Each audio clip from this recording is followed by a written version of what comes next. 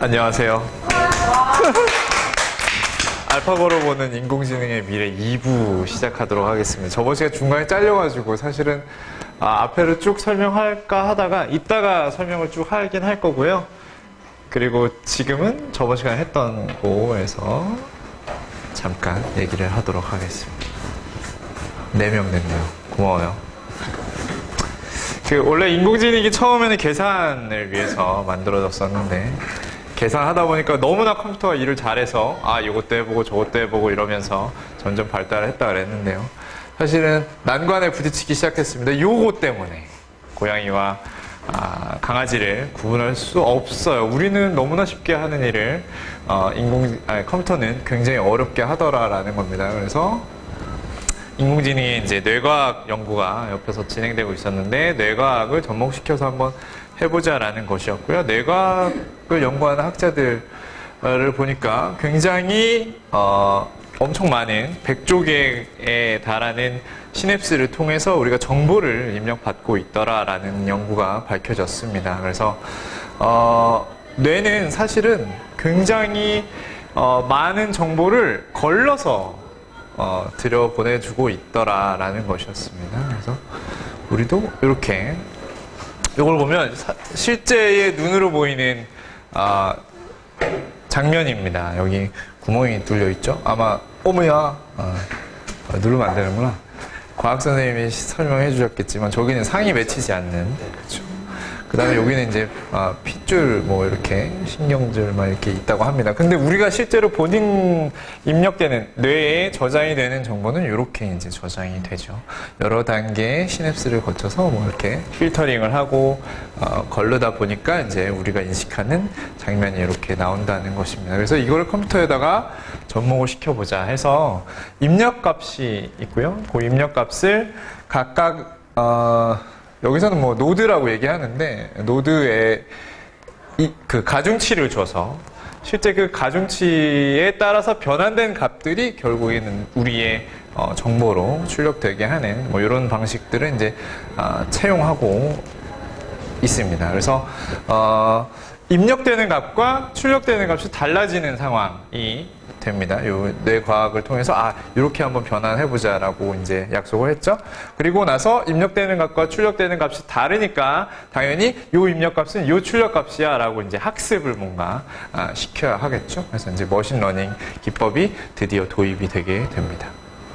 머신러닝을 좀 더 자세히 설명해달라고 권유현 선생님께서 말씀하셔가지고, 사실은 자세히 설명하면 프로그램을 짜봐야 됩니다. 엄청 간단하긴 한데, 개념이 간단하긴 한데 프로그램 짜보면 금방 알 수 있는데요. 일단 말로 설명하려니까, 그림으로 설명하려니까 사실 되게 한정되어 있어요. 그래서 일단은 가장 간단한 예제를 가져왔습니다. 인공지능을 배우면 처음에 이제 입력값과 출력값 이 달라지는 것을 어떻게 보완할 것인지에 대해서 이제 많은 연구를 통해서 이제 예제를 하나 만들어 봤었는데, 뭐냐면 사실은 인공지능 처음에 필기체 인식으로부터 머신러닝을 시키게 하면 됩니다. A라는 모양이 있는데 사실 이렇게 모자를 쓴 애가 있고 안 쓴 애가 있어요. 그리고 이렇게 꼬리가 붙은 애가 있고 안 붙은 애가 있고 꼬리가 저렇게 붙은 애도 있고. 근데 우리는 다 A라고 인식을 약속을 했죠. 사실 이 문자는 A야. 얘가 태어날 때부터 A라는 이름을 갖고 태어나진 않았겠죠. 이런 모양들은 우리가 다 A야, A라고 출력을 하자. 그러니까 이렇게 입력되면 A라고 출력을 하자라고 이제 우리 뇌 속에 이제 인식이 된 건데, 그것들을 컴퓨터로 구현을 한 겁니다. 그래서 이런 이미지 상이 들어오면 각각의 점들을 구분을 합니다. 색깔이 있고 없고로. 흰색은 있고, 그러니까 흰색은 없고, 검정색은 있는 걸로. 그래서 0101로 이제 구분해서 사실은 000, 11, 00, 이런 식으로 쭉 들어오게 되어 있지요. 그런 입력값들을 그대로 이제 출력으로 넣어서 이 이미지가 딱 이렇게 들어가는 것이 아니라 중간중간 여러 가중치, 요 점들의 가중치를 매깁니다. 그러면 요렇게 둥근 부분은 굉장히 가중치가 A를 읽을 때는 굉장히 크겠죠. 요 꼬리 부분은 그렇게 중요하지 않아요. 왜냐하면 꼬리가 없어도 A라고 인식을 해야 되니까. 이렇게 모자를 쓴 애가 있는 것이 여기서는 없어도 되니까 가중치가 그렇게 중요하지 않습니다. 그렇다고 없는 것은 아니죠. 그래서 각각의 점들의 위치와 크기에 따라 가중치를 줍니다. 그래서 뭐랄까요? 여러 단계를 이제 거치게 되는데 이 점이 다른 노드에 가서 가중치로 합산이 돼요. 그러니까 이 점이 그냥 이 포인트에서의 중요도의 값을 갖는 것이 아니라 이 점이 다른 노드의 출력값으로 영향을 미칩니다. 얼마를 미칠지는 이제 가중치로 계산을 우리가 넣어줍니다. 그래서 점점 이 단계를 거치다 보면 한 점을 읽는 것에서부터 시작해서 이제 옆에 점과 그 아래 점과 연관성을 맺게 되죠. 그래서 그런 연관성을 뭐랄까요? 전체적인 그림화 할 수가 있습니다. 수치화를 할 수가 있습니다. 그래서 이런 것도 A고 이런 것도 A라고 읽는 것 자체는 사실 여러 단계를 거치면서 가중치를 줘가면서 이렇게 바꾸는 경우가 있는데 짜면 쉬운데요. 말로 사실은 좀 설명하기가 조금 어려워서 이 정도까지만 해보겠습니다. 네, 결론은 뭐냐면 실제 입력한 값과 출력값이 다를 수 있다라는 것이고 그것들을 어떻게 조정하냐면 이런 한 점이 그냥 한 점의 중요도를 갖는 게 아니라 여러 군데로 퍼지면서 이게 각각 중요도를 따르게 갖게 된다. 뭐 이렇게 생각을 하시면 되겠습니다. 네. 그리고 이제 머신러닝 기법을 하다 보니까 사실 여러 가지 기법들이 생기고 여러 가지 데이터들이 필요하게 되었어요. A라는 글씨체를 인식을 A라고 하려면 사실 전 세계 사람들한테 A를 서버라고 해야 되겠죠. 그러니까 데이터가 상당히 많이 필요합니다. 그래서 이런 입력값은 이런 A라고 읽어야 돼 라고 하려면 이 입력값의 샘플이 엄청 많아야 되는 것이죠. 그래서 지금 현대에 와서 인공지능이 굉장히 각광받게 된 이유는 그런 데이터들이 굉장히 많이 쌓여 있어요. 구글이나 페이스북이나 등을 통해서 굉장히 데이터가 많이 쌓여있기 때문에 어떤 소스가 많이 있다는 것이죠. 그래서 굉장히 데이터가 많아야 된다는 중요도가 사실은 있게 되고요. 그 다음에 기계학습을 하는 방법이 아까처럼 모든 데이터를 보고 얘는 A야, 뭐는 이렇게 얘는 뭐 B야 이렇게 가르쳐주는 정답을 가르쳐주는 지도학습 방법이 있습니다. 그리고 아예 지도학습을 하지 않고요. 그냥 던져줍니다. 그래서 뭐 예를 들면 A랑 글자랑 B랑 글자랑 던져주면 컴퓨터가 알아서 가중치를 이렇게 계산해서 요거는 요런 분류구나, 요거는 요런 분류구나 각각의 특징을 파악하는 비지도 학습법이 있죠. 근데 얘는 한계가 있습니다. 얘는 뭘로 분류하고 얘를 뭘로 명칭을 지어야 되는지 우리가 가르쳐줘야 되기 때문에 어쨌든 한계가 있죠. 그래서 마지막 세 번째 방법을 이용하는데요. 처음엔 좀 가르쳐 줍니다. 요렇게 생긴 거는 A야. 또는 요렇게 비슷한 값이 나오면 고양이야. 그래서 고양이 값을 몇 개 넣어줍니다. 그 다음에 강아지 값을 몇 개 넣어줘요. 그러고 나서 아예 소스를 제공하지 않았던 처음 제공하는 값을 넣어줍니다. 얘는 고양이에 가까울까? 강아지에 가까울까? 그러면 나름대로의 가중치가 이미 쌓여있고 나름대로의 그런 노드의 값들 계산이 정해져 있기 때문에 어떤 거에 가깝다고 이제 결과를 내죠. 그러면 이제 그거는 만약에 예를 들면 고양이에는 한 60% 가깝고 강아지에는 한 40% 가깝다면 그거는 고양이라고 하자라고 이제 명명을 하는 것이죠. 그래서 이거를 강화학습이라고 합니다. 알파고도 사실은 모든 수를 다 계산할 수는 없어요. 너무나 많은 수이기 때문에 경우의 수가. 그래서 가까이 가서 요거는 거의 이기더라, 요렇게 하면 거의 지더라 하는 걸로 이제 확률 싸움을 하게 되죠. 그래서 지금의 이제 인공지능의 학습법은 확률에 가깝게 이제 어디에 가깝다라고 이제 판단을 하도록 되어 있습니다. 그래서 기본적인 값들 주고 새로운 거 주고 맞았는지 틀렸는지 또는 어디에 가까운지를 계산하게 되는 것이죠. 이제 요 기법이 이제 딥러닝 기법이라고 합니다. 그래서 사실은 전에 유튜브 동영상을 봤어야 되는데 알파고 설명을 할 때 알파고가 이제 벽돌 깨기 게임을 하는 경우를 보셨을 거예요. 그러면 벽돌 깨기를 처음엔 그냥 랜덤으로 합니다. 그러다가 우리 벽돌 깨기 하려면 사실 여기 한 콩만 뚫고 막 띠리리리리 올라가서 하는 방법을 알파고 스스로가 배우게 돼요. 그런 식으로 뭔가 자기가 스스로 터득할 수 있게, 가르쳐주지 않아도 스스로 터득할 수 있게 하는 방법을 요즘에 이제 채용하고 있습니다. 인공지능에서는. 그다음에 풍부한 회사는 이제 페이스북과 구글이었고요. 저번 시간에 얘기했었죠. 아까 설명드린 거였어요. 요 점들을 사실은 각각 입력받고 그 노드들로 다 값을 보냅니다. 가중치가 다 달라요. 이 첫 번째 점이, 즉 이 사진의 맨 왼쪽 위의 점이 그렇게 중요도는 사실 높지는 않겠죠.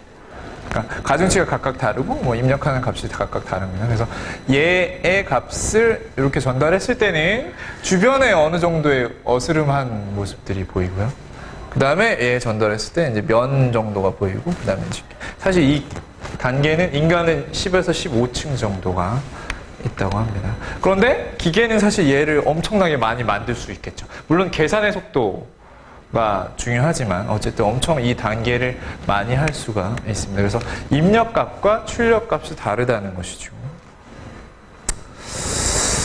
네, 그리고 지금의 문제는 예전에는 다 숫자로 뭔가 값을 넘기고 입력값이 곧 출력값이었는데 이제는 이런 데이터들이 많이 있다는 것이죠. 이미지, 음성, 동영상. 우리가 뭔가 한번 해석을 거쳐야 된다는 것입니다. 우리의 뇌도 마찬가지고요.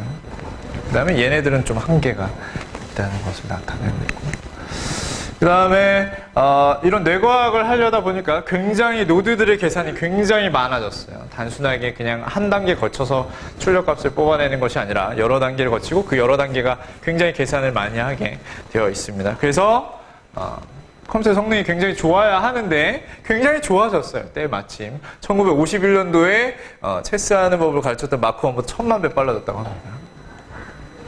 그리고 여러 노드들은 따로따로 이제 계산을 빨리 할 수 있기 때문에 이런 CPU가 아니라 GPU, 그러니까 우리 그래픽 처리하는 방식이 굉장히 유용하더라라는 것을 알게 됩니다. 병렬로 처리하는 방법들을 유용하게 되더라라는 것입니다.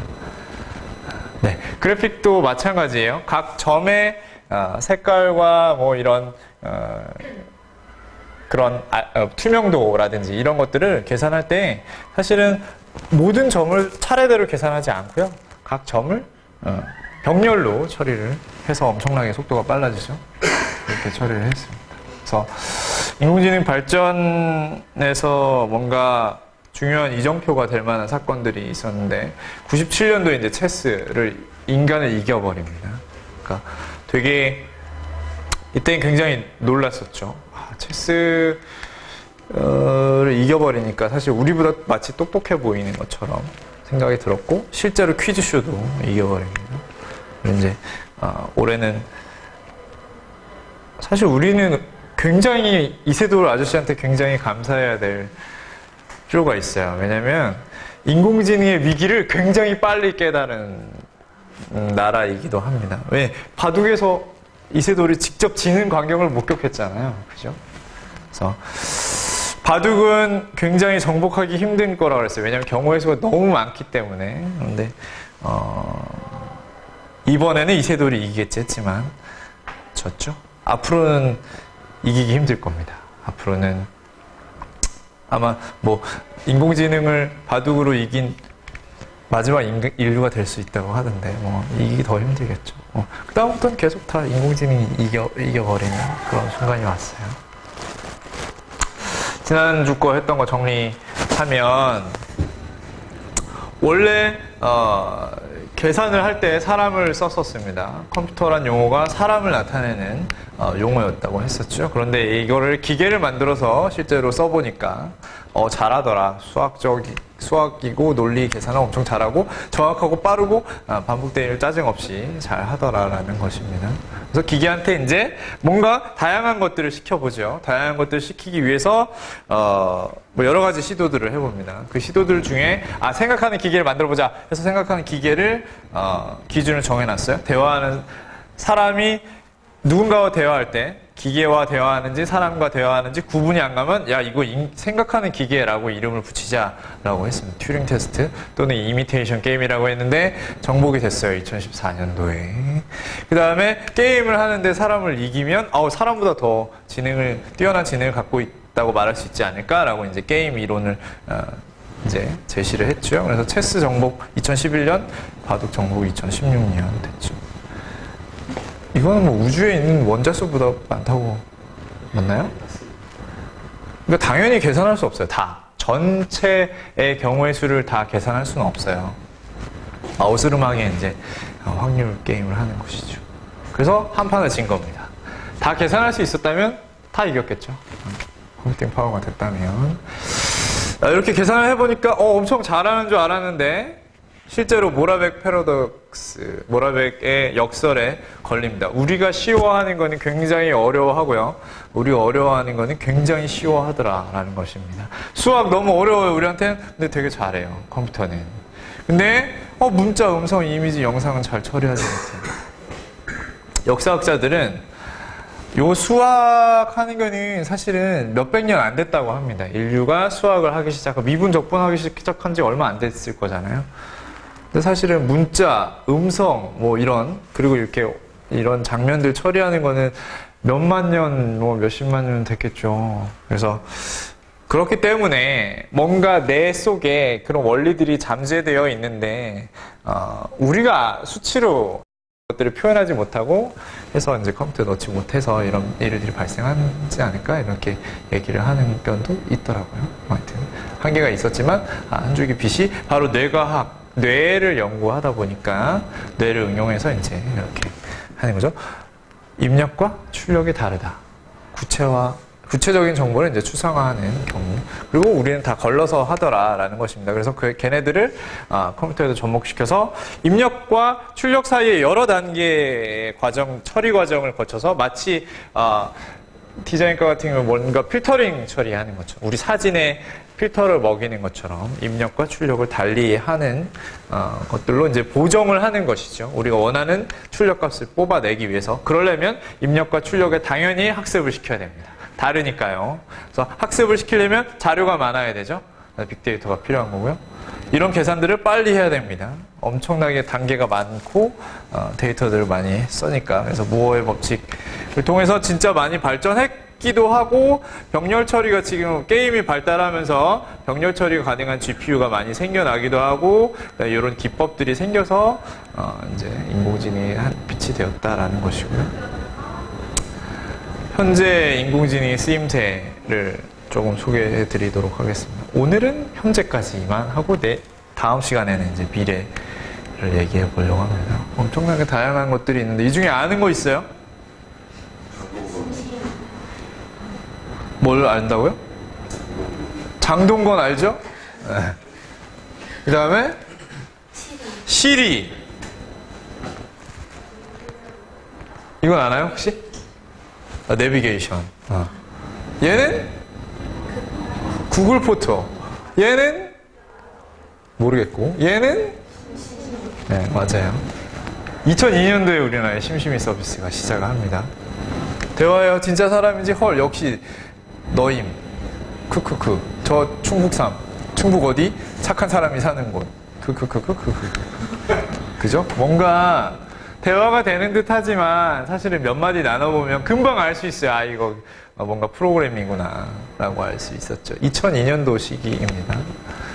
그 다음에 2011년도에 아까 말한 제퍼디 퀴즈쇼에서 이 사람들이 퀴즈쇼 우승한 왕중왕이에요. 왕중왕인데 지금 금액을 보니까 얘가 장난 아니죠. 왓슨이 이번에 이제 완전히 정복을 했다라는 것입니다. 지금 왓슨은 무슨 일을 하냐면 요리를 만들어주고 있어요. 여러분 레시피 재료 그때 영상 본 것처럼 레시피 재료를 넣으면 그에 맞는 요리를 추천해주고 있습니다. 그 다음에 암 진단도 왓슨이 하고 있어요. 이런 증상에 이런 모양이 뭔가 있을 때 어떤 암이냐라는 것들을 진단하고 인간보다 더 그 진단 확률이, 맞을 확률이 굉장히 더 높다고 합니다, 왓슨. 알려주죠. 그래서 의사도 없어질 직업 중에 하나예요. 하여튼 그러고 있습니다. 그 다음에 시리 2011년도에 나왔는데 사실은 일상의 대화를 인식하게 하려고 이제 굉장히 대대적으로 이제 홍보를 하면서 개인 비서다라고 했는데 잘 되고 있지는 않아요. 제가 볼 때는 배고파하면 근처 맛집은 알려주는데 기타 여러 가지 질문들을 하면 사실은 잘 알아듣지 못하지만 기존에는 핸드폰에 음성 인식만 넣었어요. 내가 안녕하세요라고 입력하면 안녕하세요라는 글자를 쳐주는 게 다였습니다. 근데 정은이한테 메시지 보내 이렇게 하면 그 문장을 해석해서 정은이한테 이런 메시지를 보낸다. 몇 시에 알람 맞춰줘. 그럼 몇 시에 알람을 맞춰줍니다. 그것까지 그냥 일상의 대화로 뭔가 핸드폰의 기능들을 사용할 수 있게 해주었죠. 그 다음에 2012년도에 네스트라는 것이 있는데 얘는 뭐냐면 집에 보일러 있지요? 여긴 에어컨이네요. 집에 보일러도 아마 이런 거랑 비슷하게 생겼을 텐데 몇 도로 어머야 내가 보여야 되는구나. 저것처럼 몇 도로 몇 시에 맞추고 이렇게 아마 거의 일상적으로 비슷할 겁니다. 밤에는 겨울엔 좀 켜고 낮에는 좀 끄고 이렇게 이게 되게 귀찮은데 요것들을 이제 일주일 동안 사용자가 뭔가 작동만 시켜놓고 그 다음에 다음 주부터는 얘가 사용자 패턴을 파악하고 외부 온도를 파악해서 이제 자기가 알아서 스스로 맞춰주도록 이렇게 만들어놓은 온도 조절기인데요. 얘가 구글에 굉장히 많은 몇 조에 팔렸을 거예요. 아마 몇 조에 아마 팔리는 역할을 하죠. 인공지능. 그 다음에 워드스미스라는 애가 있는데 기사를 작성합니다. 무슨 거의 재무회계나 스포츠 기사들을 쓰는데 2013년도에 1분에 570개 썼대요. 인간이 생산하는 기사와랑 전혀 이제 아예 레벨 자체가 다르죠. 그러니까 뭔가 글자를 작성하는 것도 사실은 사람이 할 수 있는 역할이 굉장히 크다고 생각했는데 어떤 부분에서는 그냥 사실을 이렇게 기사를 쓰는 것은 인공지능이 하더라라는 겁니다. 그 다음에 아마존 에코도 집안에 이렇게 설치해놓고 무슨 노래 틀어줘 이렇게 하면 오늘 날씨 뭐야 하면 이렇게 다 알려주는 식이죠. 그리고 아마 여러분들 잘 쓰는 페이스북의 얼굴 인식 시스템을 2014년도에 논문을 발표합니다. 페이스북이 2014년도에 요랬어요. 사람이 97.5%였고요. 인식률이 이 사진을 보고 이거 누구다 이렇게 하는 인식률이 97.5%였는데 기계가 97.35%로 굉장히 많이 따라잡았습니다. 얘도 마찬가지예요. 얘를 RGB로 자릅니다. 그 다음에 걔네들 점으로 쭉 나눠서 또 이렇게 아까처럼 추상화 단계를 거쳐서 어떤 특정 포인트에서 누구랑 가장 확률이 높은지 이렇게 찾는 과정이 있는데 2016년도에 역전을 해버렸습니다. 사람보다 인식률이 더 높아졌어요. 그래서 가끔 뜰 겁니다. 귀신같이 누구 닮았다고 귀신같이 알죠. 물론 저랑 블랙넛이랑 가끔 착각하기도 하는데 사실 그거는 우리 어머니도 착각하시니까 그래요. 하여튼 이렇게 착각합니다. 이거 공개되는 거죠? 네. 그리고 이제 구글 이미지 인식이라고 해서 요거는 사실은 김지훈 선생님이 말씀해 주셔서 얘는 뭐냐면 이미지를 보고 자기가 설명을 달아요. 기계가 마치 우리 영어 LCE 하는 것처럼 뭔가 한 사람이 오토바이를 타고 있습니다. 이런 것처럼 지가 글을 지어서 이 사진을 해석해서 이제 뭔가 설명을 달죠. 강아지 3마리가 여기 강아지 2마리가 놀고 있다고 돼 있네요. 잔디밭에서 이렇게 이미지를 보고서 글자화하고 있다 됩니다. 이거 엄청 사람들이 사실은 굉장히 아기 때부터 하는 일이었어요. 얘도 마찬가지잖아요. 근데 이제서야 이제 되고 있습니다. how 빼기 old.net 가면 자기 사진 올리잖아요. 그럼 남잔지 여잔지 그리고 몇 살인지를 알 수 있게 해줍니다. 그것도 이미지를 인식해서 뭔가 해석을 하죠. 얘는 이제 작년에 테슬라에서 자동 주행 손 안 떼고 손 발 다 떼고 이제 자기가 운전하도록 기능을 넣었습니다. 근데 단점이 있어요? 아직 잘 못 알아봅니다. 20세래요. 내가 볼 때 이거 서양 기준이라고 생각해서 다른 선생님 넣어봤는데 다른 선생님 맞췄어요. 그래서 이거 좀 이상하다. 아무튼 그래요. 그리고 이제 구글 포토죠. 얘도 마찬가지예요. 사진을 뭔가 분류를 하는데 진짜 놀라운 건 뭐냐면요. 내가 태그 건 게 아니에요. 그냥 찍고 그냥 올리면 얘가 졸업이라고 이게 사진을 분류해줘요. 하이킹 이거 그런 거. 하늘, 꽃 이런 거.